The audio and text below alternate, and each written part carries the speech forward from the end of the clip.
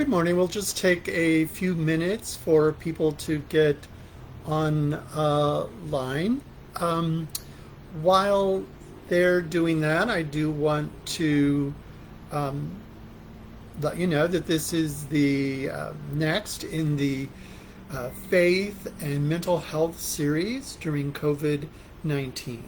We've already looked at dealing with loneliness, anxiety, depression, and anger, and want to today to focus on managing stress because a lot of people are stressed out right now due to COVID-19 and all of the associated issues with it.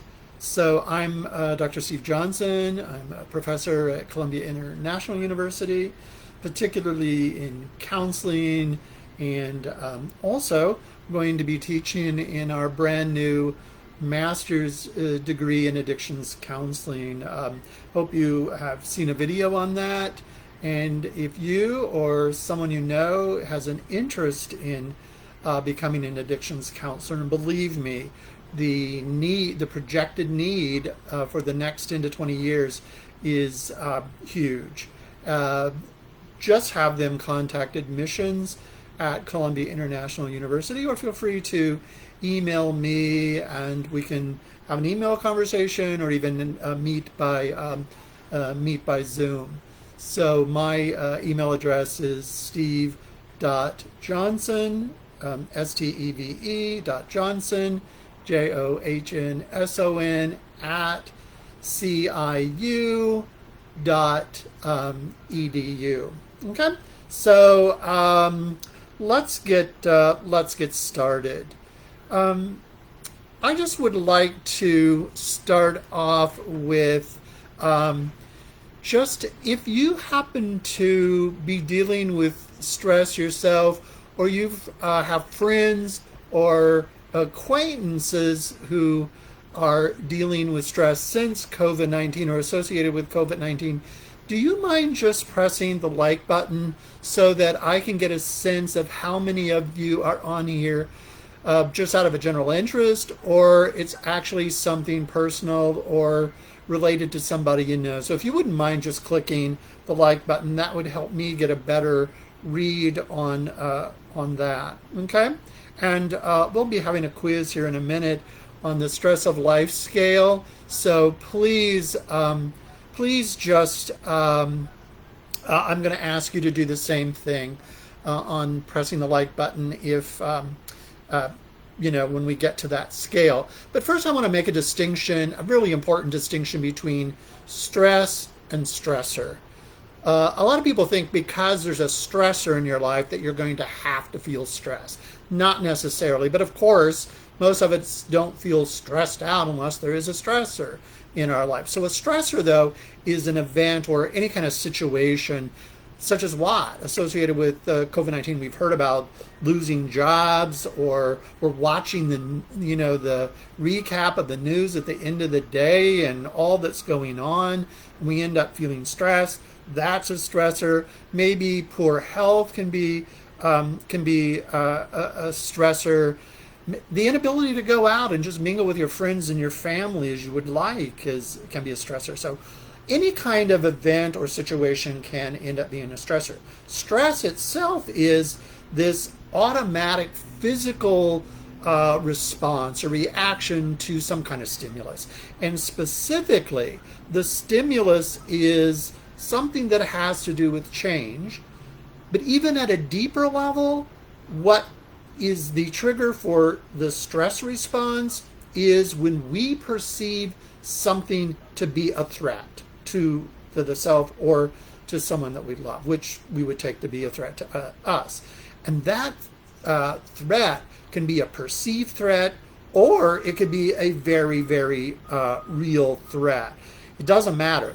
Whether it's a perceived threat, it's an imagined threat, or a real threat, our body responds in absolutely identical ways. Well, years ago, two researchers, Holmes and Ray, surveyed about 394 men and women and had them rank events or situations in terms of how much they would be related to being stressful for them. So it was on a scale of 100 down to like 1, with 100 being the most stressful event, and then sequentially down. So what they found out was really, really interesting. So what I'm going to do, I'm not going through the whole survey, but to highlight some of which seem to be really relevant to COVID-19. And so what I would like to do, and I'm sorry to put you to work, but if you yourself or someone you know or you've heard about, acquaintance or whatever, has experienced this, just give me a like so that, again, I can, as I go back over this, I can determine how much your experiences agrees with the experiences of that Holmes and Ray found. So at the top of the list, scoring 100 is the death of the spouse. So if you or someone you know has experienced the death of a spouse during COVID-19, that's the highest stress level. That was 100 what they found. But if you know somebody that fits in that situation, do you mind just hitting like? I'm going to move to the next one.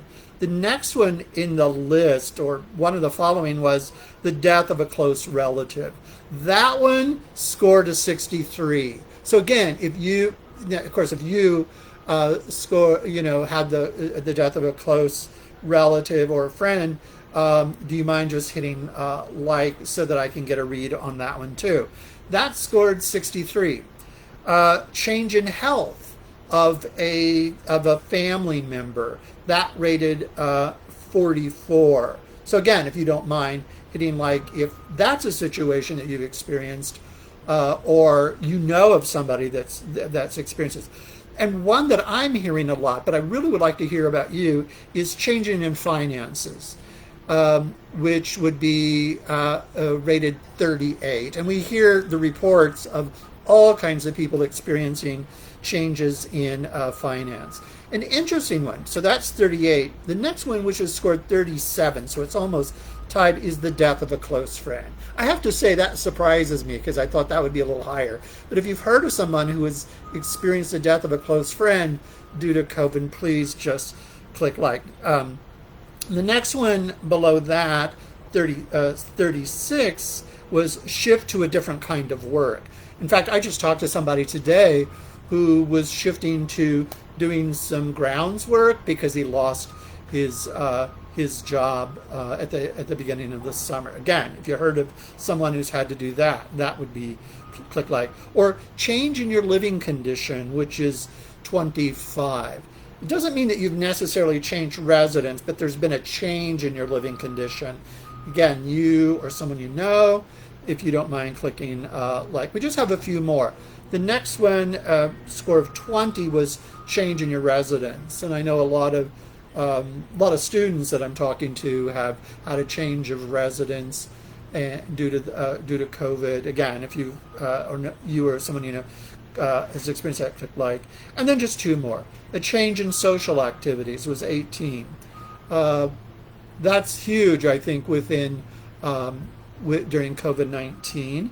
So again, if you or someone you know is experiencing change in their social activities, click like so we can get a read on that. And then the last one is a shift in your sleeping habits. I know I'm dealing with that.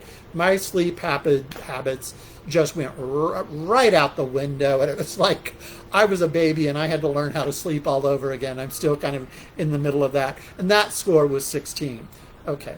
Now, you probably didn't write these numbers down, and if you're interested in getting that full life event stress scale, feel free to email me. I gave you the email address earlier, but I'll give it at the end so you can email me and I can give it to you with all the scores associated with it.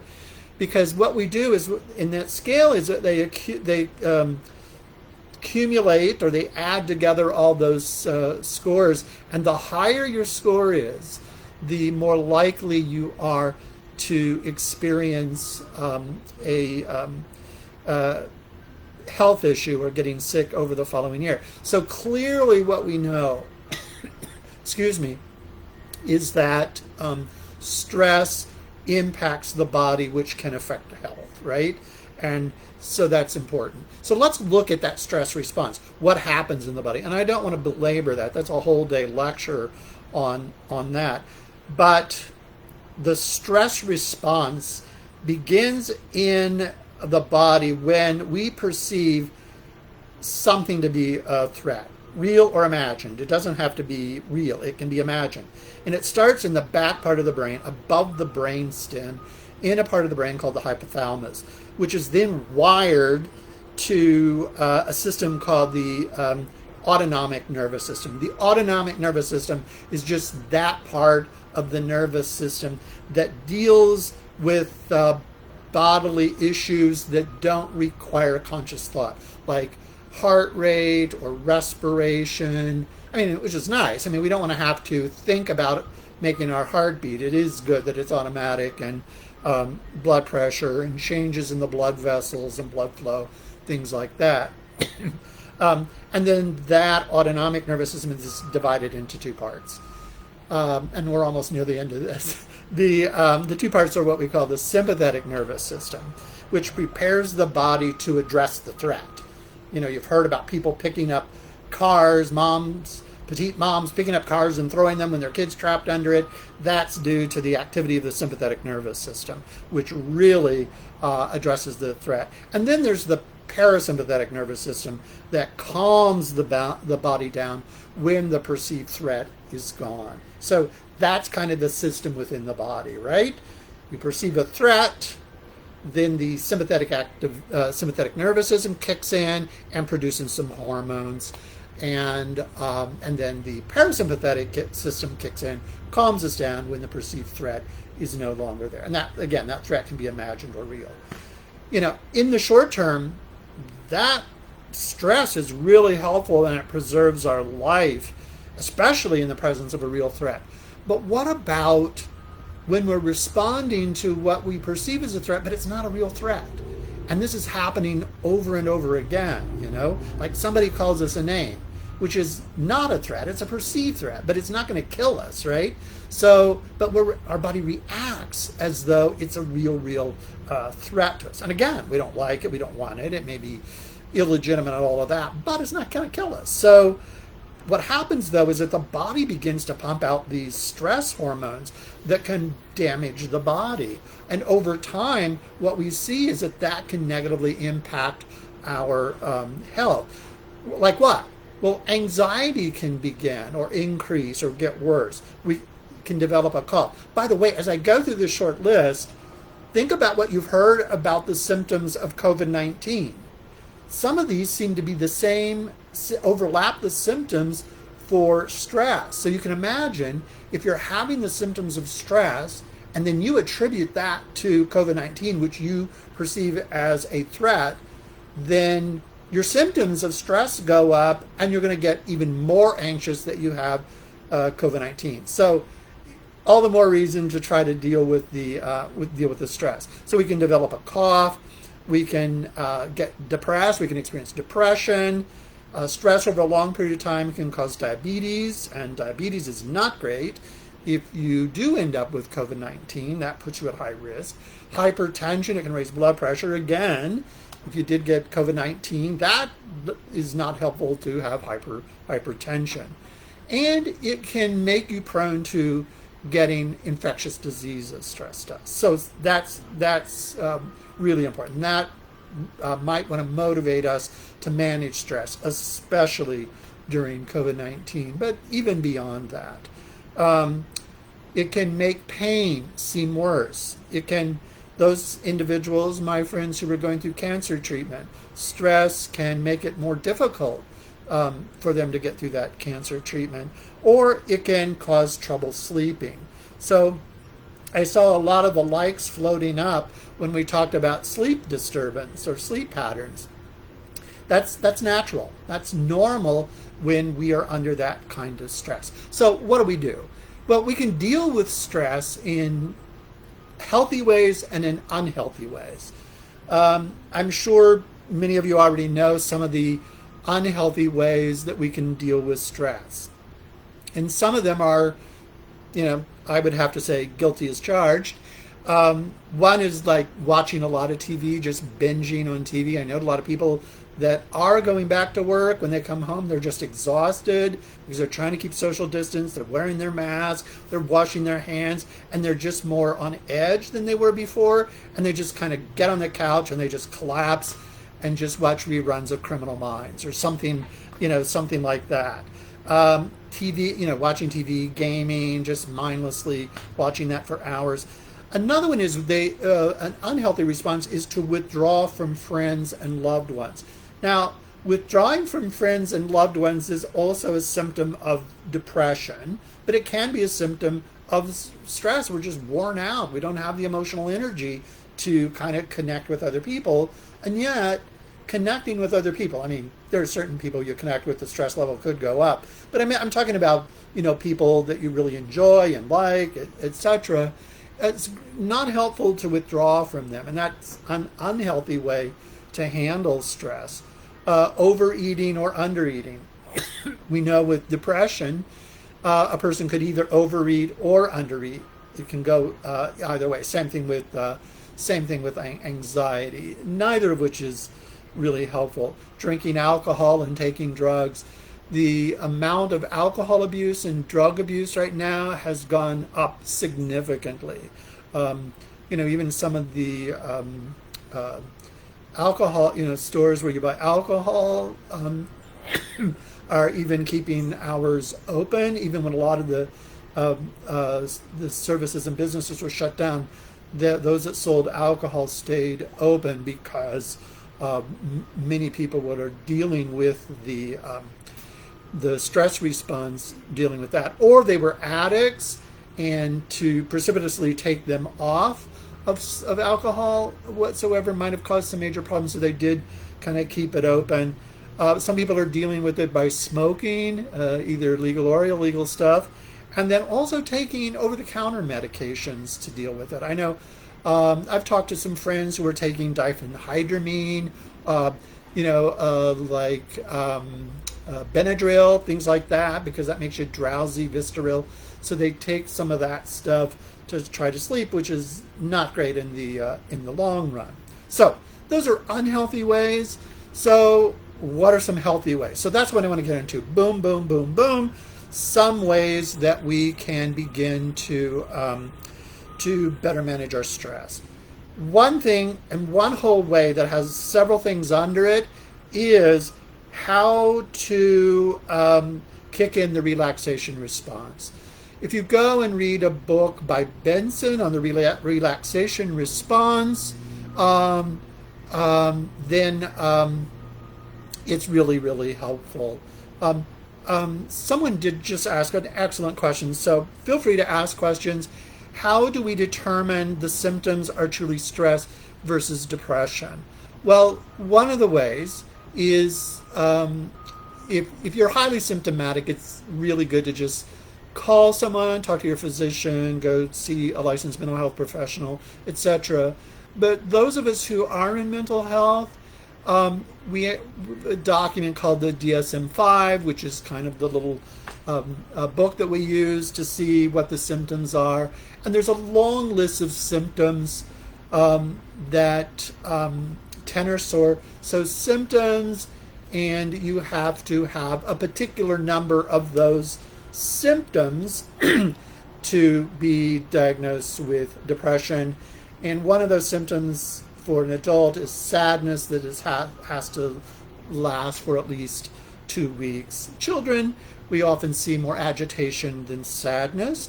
So the way I think about it is, if whatever you're feeling, whether it's stress or depression, is getting in your way of doing of achieving your goals or decreasing your happiness, etc., reach out, get help from someone, right? But we do. We look for 5 among the 9 or 10 symptoms to give the diagnoses if we're, licensed mental health professional. I wouldn't try diagnosing the self. I would just say, you know what, this feeling is not really helping me. It's not getting me what I want. It's getting in the way of me enjoying life and my interaction with others, and seek help. I think that's probably the best and safest way to deal with that. Okay, so what can we do to kind of kick in this relaxation response? One, and I'm going to give you a bunch of these, and I'm going to tell you what each one of these is best at doing, okay? If I have this, then this is probably the better way to kick in the relaxation response. So we'll go through with that. Don't have time to go into great detail about the format of each of these, but you could always look them up, and you'll find copious information on the internet. Go with like WebMD or something like that that will give you authentic information. Don't just take anybody's word. Don't just watch any YouTube, because some people on YouTube aren't grounding their opinions in science or evidence-based. It's not grounded in research that shows what is actually helpful. So I would refrain from those kinds of things. For breath focus, an easy one there is to put one hand on your chest. You can't see it, but I'm putting one hand on my abdomen. And then just for like 20, 30 seconds, breathe very, very slowly. And when you do that, don't move the hand up here, because when we're stressed and anxious, we're often breathing up here, which can make us, kind of dizzy, lightheaded, and then we'll worry about those symptoms. But breathe, pushing your hand that's on your abdomen, pushing it in and out, and you're doing this really slowly, not frantically, okay? And that's called diaphragmatic breathing, which can be really helpful for kicking in the relaxation response.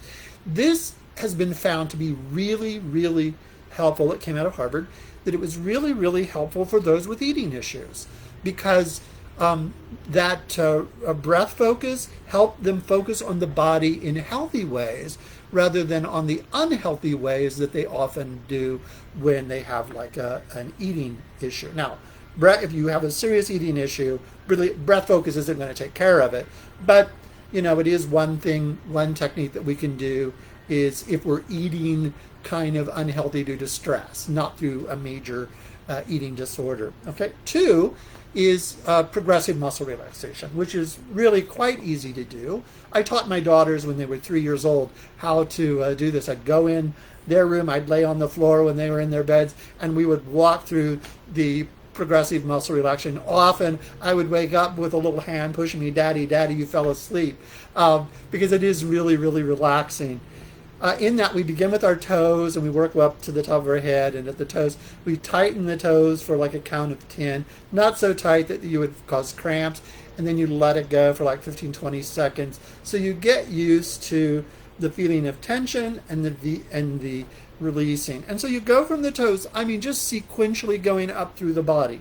Now, if there's a part of the body where you have problems, like I had severe arthritis in my neck, I had to have serious surgery, and so when I did progressive muscle relaxation, I would not do that on my neck. So if there's a part of your body where you have some problems, then don't tense. Don't do that tension, progressive muscle relaxation in that part of the body, or consult your physician even before you do the progressive muscle relaxation so we don't aggravate any part. But if you're otherwise okay and the doc says okay, then it can be very helpful. And you'll tighten even your facial muscles and your head muscles and all of that. It is especially good when your mind is racing, because then you lay down and you sequentially go through all of this, and it helps to calm you down. So if your mind is racing, or if you have difficulty even realizing that you're tense. I had clients who say, you know what, I didn't realize I was tense because I didn't pay any attention to it while I was working. And then when I got home, I noticed, oh man, my neck and shoulders were stiff. They were like hard rocks. And so they had been carrying that stress there, but were utterly oblivious to it. But if you do the progressive muscle relaxation and you get there, you go, whoa, I was a bit more stressed than I thought. So you could use that as a cue, almost a barometer for your stress level, and see where you're holding, and then you can do that. And so I actually would go for a massage every once in a while just to just to relieve that. Another one is mindfulness meditation. In mindfulness meditation, some people like it, some people don't. This is where you're focused on something. Some people might burn a candle, they're focusing on the flame, and they're trying to blank their mind out. Well, I'm not great. As you may be able to tell, I'm a little bit hyper, so it's a little difficult for me to blank my mind out, but you could still do it. I mean, you could have the flame, you're focusing on that, trying to blank your mind out, but then a thought will pop in, but don't get fixated on the thought, or don't go, oh, I just messed up my meditation. You didn't mess your meditation up. You're just human. So often we just say, I just recognize the intrusive thought, just let it go, and then just go back to your meditation. This is especially good if other forms of meditation or other forms of relaxation haven't helped you. Sometimes this is a good one. Yoga, Tai Chi, Qigong are all good. There are some people say those are inconsistent with their faith, and if they are, you take charge of that and do them. Some of them go, they've been kind of secular. They've been secularized, and it's more like meditation. There's no spiritual or religious element to it. So some people are okay with it. Search your heart, figure that out, and act based upon your conscience there. But all three of these I call moving meditation. In fact, my doctor assigned me to do Tai Chi after I had cancer and was recovering from that. And as I get older, that it can be really, really, really helpful. It's rhythmic movement, nothing jerky, no high impact or anything like that. But you're moving the body, and it distracts you. Your mind is kind of calm. There are DVDs. You can watch it on YouTube, wherever. It can be really, really helpful. It's beneficial, again, if your mind is really, really racing and it gets you up moving and doing something. And if it's difficult for you to settle down, it can be helpful. But it's very, very good for the elderly, in part because it's not exercise that would harm the body. It's beneficial. It gets them moving.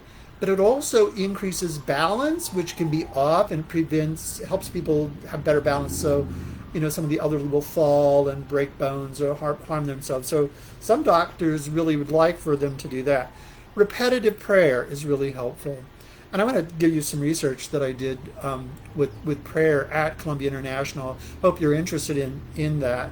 The repetitive prayer, for example, like in the Catholic tradition, they have the rosary, where they're praying and they're repeating it, and they're focusing on certain events in the life of Jesus. Protestants have been doing repetitive prayer for a long time. There's some people that do what they call the Jesus prayer. It's, Lord Jesus Christ, Son of the living God, have mercy on me, a sinner. And they add the breath to that. They breathe in for one part of the prayer and they breathe out. I mean, if you're just praying and you're just, it's very, very naturally, you can combine that with relaxation. And and I would just see that as just turning your entire being then over to God, and repetitive prayer is really, really helpful for that if religion and spirituality are important to you. One piece of research that we did at Columbia International University, I did it with some undergraduates, and that is. But before I get to that, someone just asked about Pilates. All of those exercise kinds of things can be really, really good if you're okay physically to do them. So anything that's going to get that body to moving, but really rhythmic and rhythmic ones are great. But exercise in general can give increase some of the neurotransmitters that can contribute to a good sense of well-being. So I really am a big advocate of that. So what we did with some undergrads at Indiana, not at Indiana, but at Columbia International University, was we were looking at prayer and how it contributed or addressed anxiety or stress and anxiety. And so what we did was we divided the groups into three different groups. But I'll talk about two of them. One just got information on how to lower anxiety. The other one got a structured prayer that they could use in consultation. They developed the prayer, but it was kind of structured for them. And they did that a few times during the day. And we deliberately scheduled the experiment to be around finals time. And it was, or midterm, I think it was midterm time, both stressful times. And it was really, really interesting. The young researchers said they didn't know which group anybody was in. I was the only one that knew that. And so they said they could tell which group the person was in, because when they were the group that was in prayer, and they didn't know this until later, then those people were really, really calm. And so I don't go on the impressions of researchers. I go on hard research and statistics. And so when we did the statistical analysis, it was utterly amazing how much better the individuals did who were involved in the prayer than just getting information. So I thought that was really amazing. And by the way, those young researchers went to Indiana University. They presented that research, and they're waiting on me to do my part, because that paper is already accepted for publication in a major research journal. So I'm very excited that our students at Columbia International University did that. Another one that helps with the relaxation response is guided imagery. This is where you could have an image of you walking on the beach with your dog, assuming you like your dog, if you're walking on the beach with your dog and just enjoying the day or whatever. But you know what? Again, I sometimes will just sort through YouTube. They have guided imagery, and I choose one that I like, and listen to that. And it's really calming. The point is to calm the body down. Okay, that all is about getting the relaxation response to kick in, so we're not producing the cortisol and the adrenaline that has the negative consequences for the body. Another one is nutrition. Now, I know I hate this one, but changing to a healthy diet. But here's the thing. If thinking about changing to a healthy diet stresses you out, then you might want to try this more gradually by making small changes in their diet. I don't recommend doing any major diet without, again, consulting your physician to find out whether it's okay for you to do. I'm diabetic, so any change I make in my diet, I definitely will check out with my physician, and sometimes she or he will read me the riot act about what I'm proposing to do. So I listen to that. So for example, under the guidance of whomever, your physician, maybe you want to increase the number of healthy vegetables rather than eating those processed carbs, rather than chips and white bread and all that kind of stuff. You start eating whole grains and vegetables and fruits. In fact, as one thing I find really helpful, and my doc tells me, is eat as many different colored vegetables as you can, so you're getting a lot of different nutrients. Increase whole grain, decrease unhealthy fat, the doctor will tell you what's unhealthy fat, but usually red meat. He says, Steve, switch over to fish and chicken, which can be really, really helpful for you. Get less fat, and decrease the carbs. One way to do this is not just what you eat, but how you eat can stress you. Sometimes when we're stressed, we're just shoveling food in, and we're paying no attention to the food. We're eating out of stress. I think we can eat to help with stress. And one of the ways to do that is be very mindful about what you're eating. Now, when I'm stressed, I do popcorn, but I'm doing it by handfuls. And I'm not paying any attention. I just notice when the bowl is empty. But if I'm mindful about something, and let me give you a story. I was in New York City where I do some work, and around the corner there's a 7-Eleven, and I was stressed out, so I was going there. Well, that was dangerous, because I knew what I wanted. I wanted donuts. Not good for a diabetic, and that processed carb and all that sugar and fat was not real good for me. So I went, okay. I got a fruit cup. I went back and I said, okay, let me eat it mindfully, because I hadn't practiced mindful eating. But I really, pay attention to the strawberry, the blueberry, the grape or whatever. Eat it slowly, paying attention. And it was really kind of calming. I was surprised, The wouldn't give it up for the popcorn, but it was helpful for me to make that switch. Exercise, again, really, really helpful. We've already said it. If you don't ordinarily exercise, before you take up a really big exercise regime, check out the body, see that it's okay. The yoga, the tai chi, qigong can be helpful again. Or mindful walking. One of the things that we do with depression is we call is a particular kind of walking. It's a pleasure mastery exercise. And I have my clients take like a 20, 30-minute walk or whatever time they can afford and just sequentially focus on different things of their different senses. So the goal is to get you out of your head where you're thinking a lot, down into your body and paying attention to what comes through the senses, because that can calm you down. And so you just walk through the neighborhood or whatever, noticing what you see, paying close attention to what you see. Don't evaluate it. Go, oh man, I need to paint the house. No evaluation, just take it in. And then maybe move to hearing. Don't quit looking. You don't want to run in front of a car, but then pay attention to all the things you hear that you may not normally hear because you're so up into your head. And then to touch, etc. The feel of the pressure on your feet as you go down in the grass or the sidewalk or wherever, okay? But becoming very, very aware of what's going on in the body rather than being way up into the head where you occupy that stress room, okay?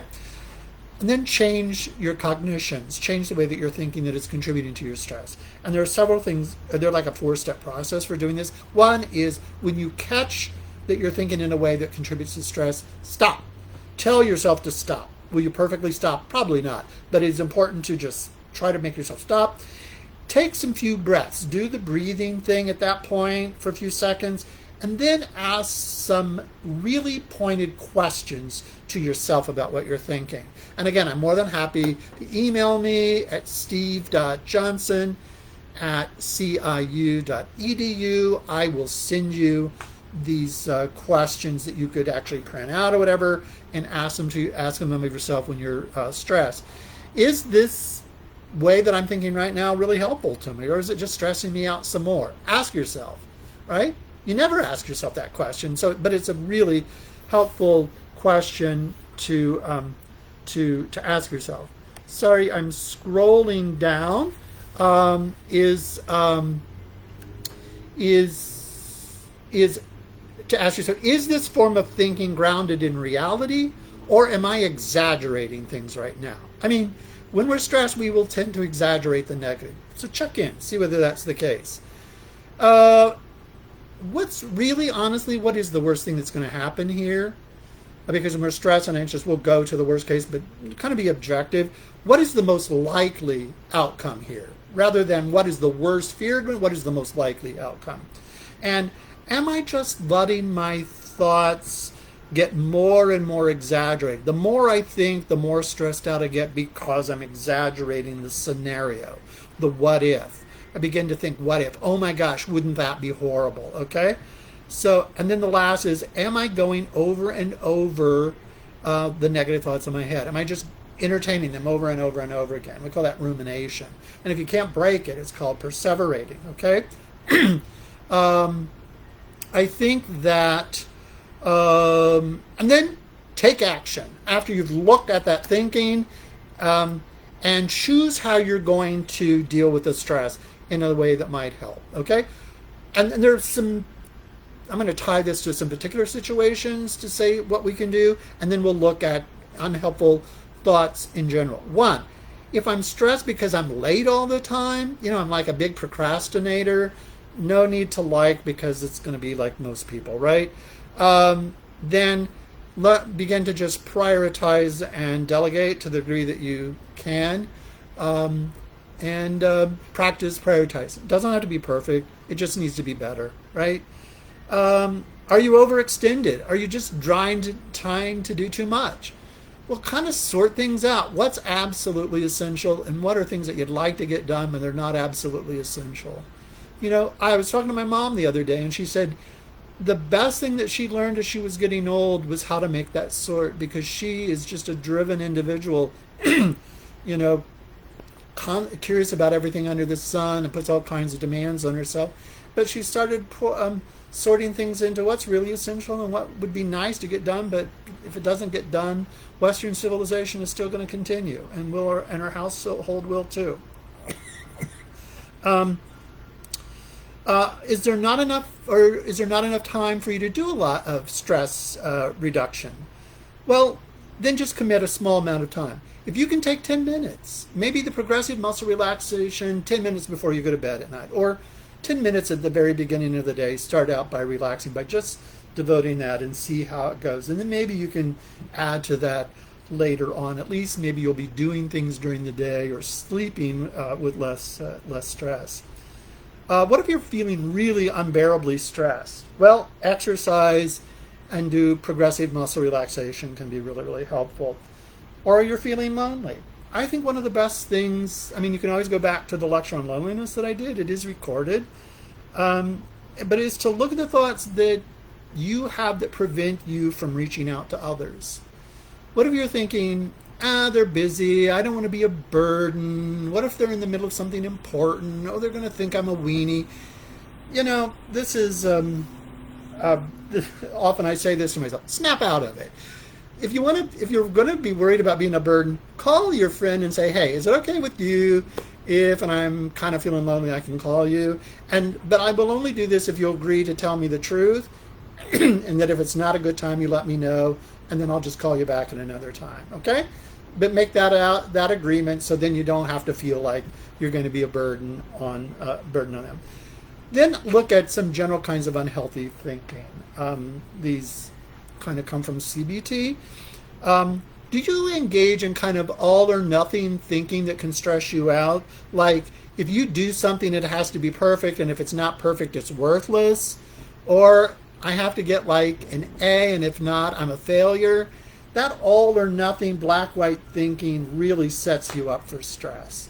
So instead of having just those two categories, perfect, loser, then just have the grades in between. And rather than rating yourself, just go, oh, well, I think I did this one like 96%, on the exam I got 96, oh, I got 80 or whatever. But realize that there's a lot of that you did well.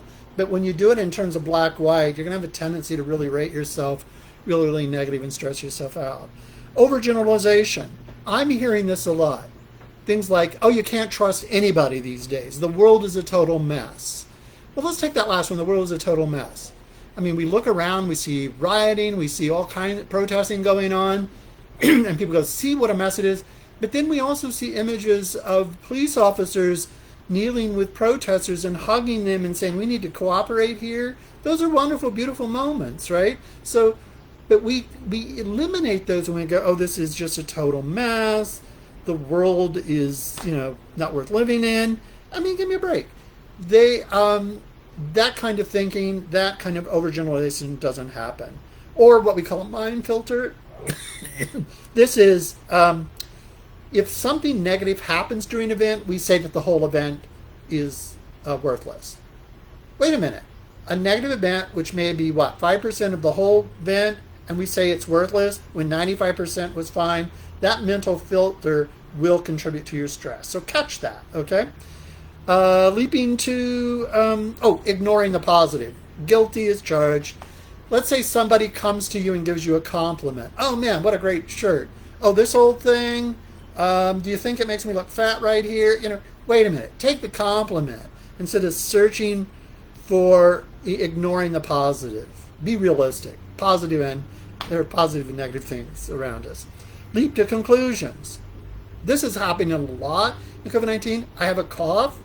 I remember at the beginning, I developed a cough. Well, it was allergy time. And so I said, I have a cough. Oh, that's COVID-19. Give me 2 weeks and I'll be dead. Okay? Not helpful kinds of things. That's really leaping to an unwarranted conclusion. Or magnification. Magnify an event to an utter catastrophe. Or minimizing a pleasant experience as not worthwhile. So those things can help. Emotional reasoning. This is simply because I feel something, it must be the case. So if I feel like I failed, then I must be a failure.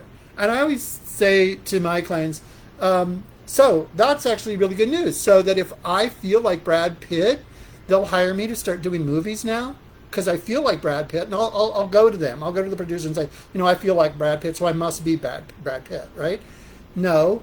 Or Albert Ellis used to say, if you feel like a Buick, does that make you one? That I should walk around honking my horn? No. A feeling is a feeling, A thought is just a thought. Don't give it more significance than that. Demandingness, the shoulds, the oughts, the musts, the have-tos, and the needs. Just change those demands down to desire. Instead of, I must be perfect at this, project. Yeah, it really would be nice, but, doing the best I can. There's not much more than that I can do. Which leads to, don't label yourself. Instead of labeling yourself as a loser, or, even label yourself positive. I know people who label themselves as the best thing since white bread. Well, they're not. And most people that believe that they're losers, they're not. They're not losers. A better thing to do would be, they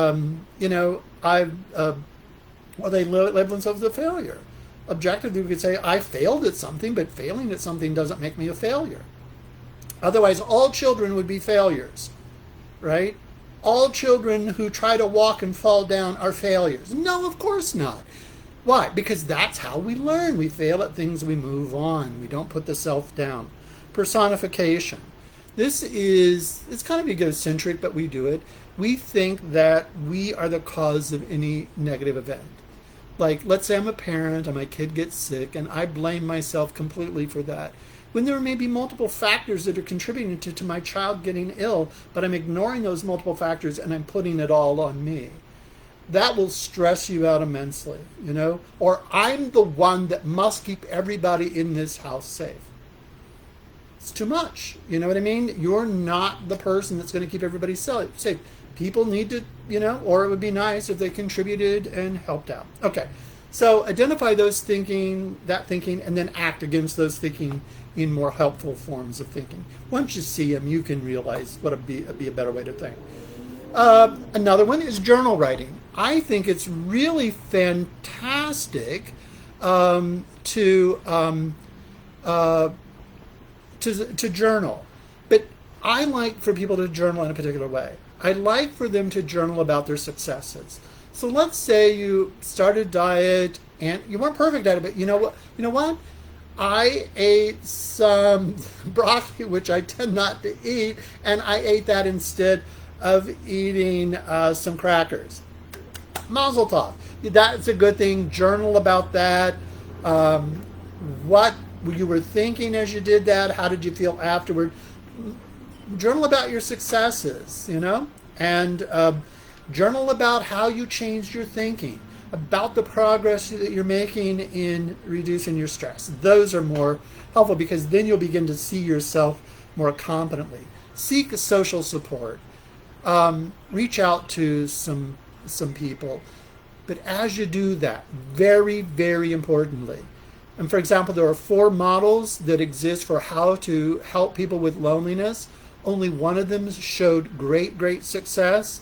And that model had people work on the thoughts they had that prevented them from acting upon opportunities to connect with people. So whatever the way you're thinking that prevents you from connecting with people, get a grip on those. Because once those are away, you may be able to reach out and connect with people. We have the capability. Research shows that most people have the social skills. There are a few that don't.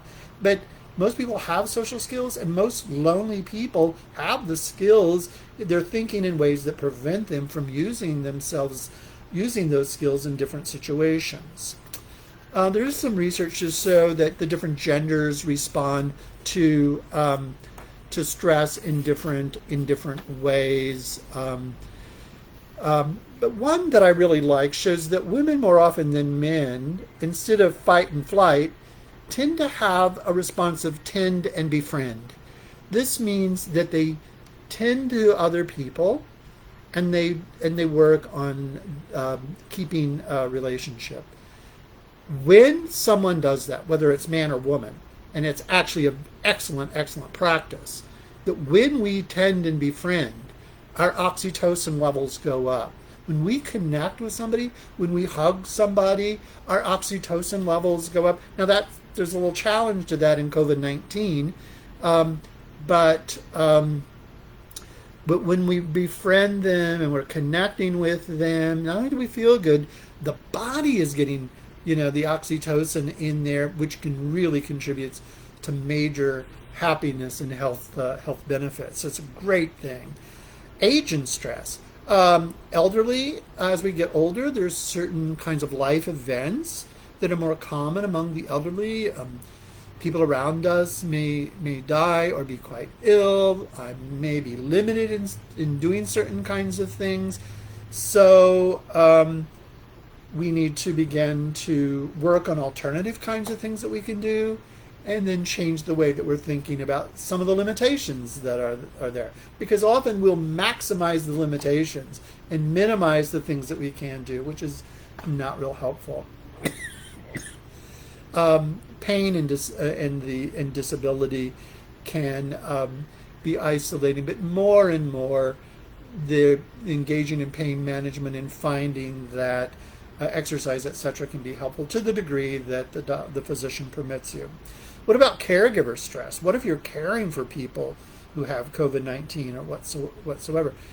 They realize now that we need more and more to get respite care. More organizations are having the sick individual be cared for by others for a while so that we can go out and care for ourselves.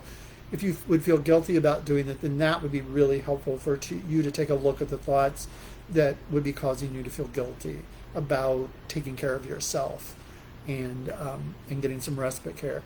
Practicing assertiveness about what others can do and what you want to do. And then do the relaxation and some of the exercises too. I'd like to say a little bit about how we can employ faith in here. And one is, since stress is so related to anxiety, there's this wonderful verse of casting all your anxiety upon him because he cares for you. And I think that when we're thinking about casting our stress, casting our anxiety upon the Lord, that it's very, very helpful. The more senses you use to do that, the better. If you can visualize yourself actually doing that, and lengthen that visualization and looking at the details of that visualization, you are going to get far more benefit in lowering your stress. It's very interesting. I often say, which do you find more satisfying? If you're reading let's say the Bible or etc. If you're reading the parables or if you read creed of the church. Most people will say the parables, a story we can relate to, right? Because we can visualize it. We can't visualize creeds very well. And so that's why the one probably tugs at the brain and the other one tugs at the heart a little bit more.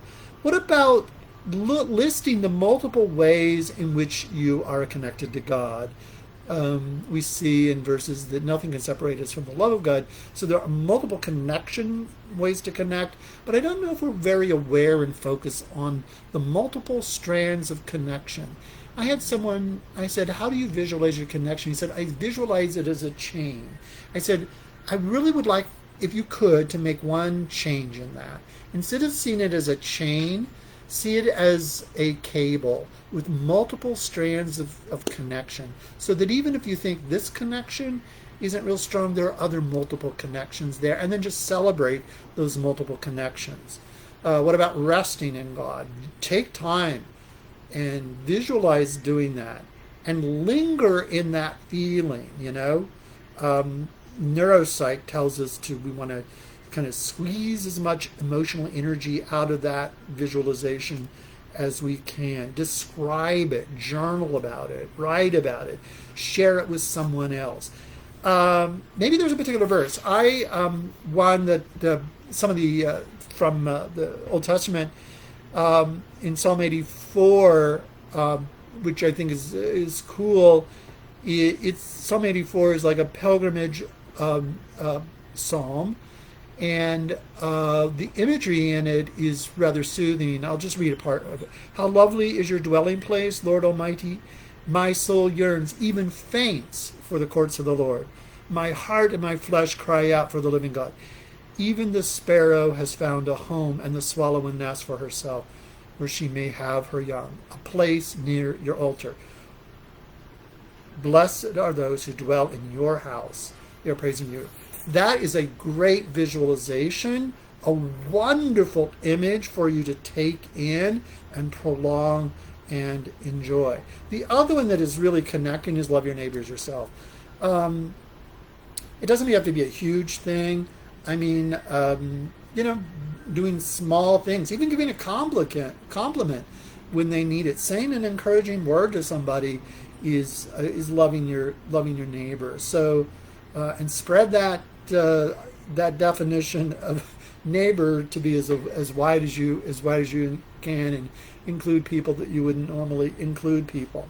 Okay, I want to end by looking at a personal stress management plan.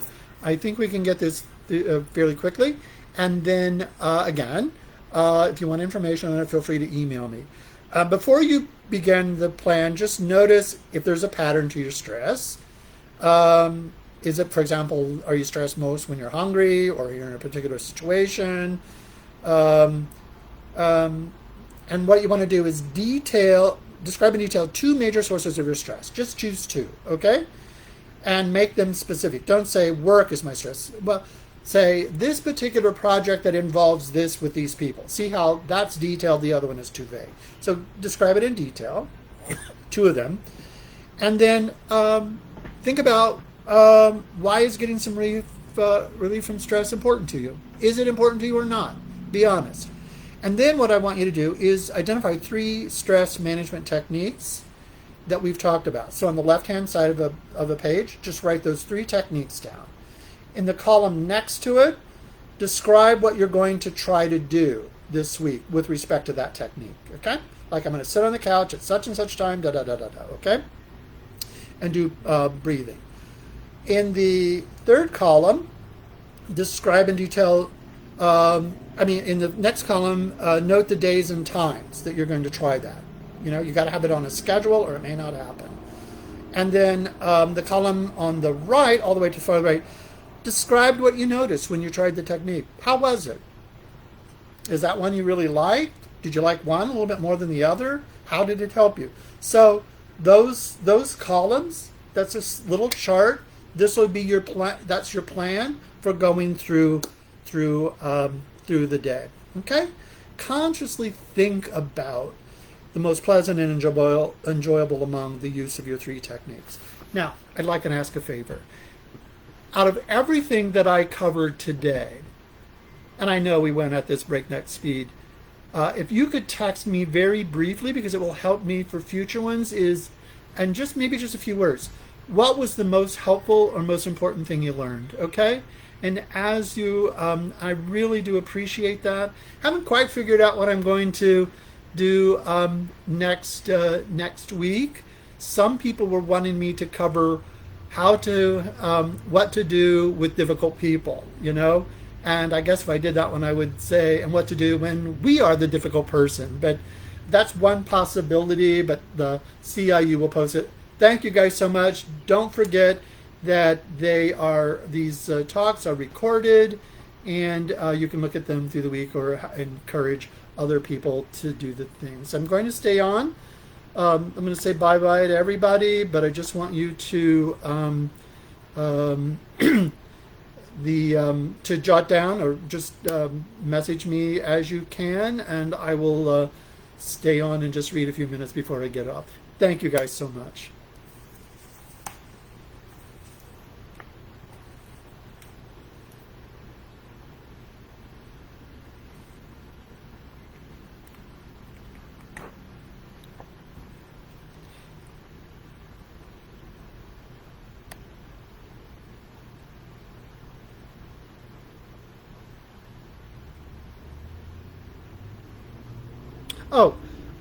Someone was asking me, I'm so sorry, how you can text me. You can message me right now. Right now, you're able to do that. So just like you would like you're on Facebook, okay? So feel free to do that. If you don't, and you would just like to email that to me at steve.johnson at ciu.edu, feel free to do that.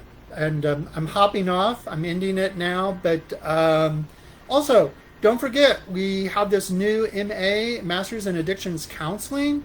And if you or someone you know is interested, have them just get a hold of admissions, and they'll tell them about it.